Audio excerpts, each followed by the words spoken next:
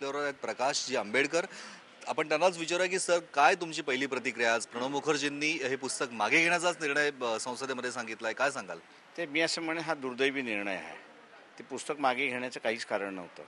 त्यांनी नुसतं त्याच्यामधला असणारा जो वादग्रस्त कार्टून आहे ते बाजूला काढून पुस्तक जसेच्या तसं ठेवलं असतं तर मला असणारा अधिक त्याच्यातलं महत्त्व वाटलं असतं. कारण का आत्ता त्या व्यंगचित्राचा सेन्स हा पूर्णपणे बदललेला आहे. व्यंगचित्र हा सेन्स देत असतो.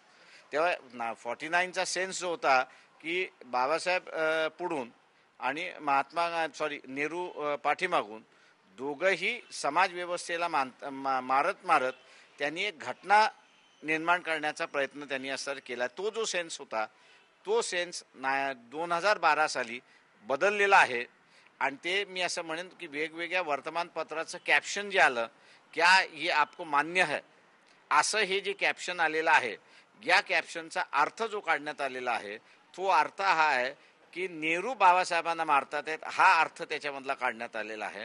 माझ्या अंदाजानं एकदा व्यंगचित्र वादग्रस्त झालं की ते काढलं पाहिजे ह्या मताचा मी आहे. ठाम आहात या मतावर की ते पुस्तक 100% ठाम आहे. पण सरकारने घोषणा केली आणि सरकारने जर का तरीही ते केलंच नाही तर तुमची काय भूमिका असेल? सरकारने केलं नाही तरी आम्ही असं सरकारला ते फोर्स करणार, कारण का तुम्हाला ते द्यावंच लागणार आहे.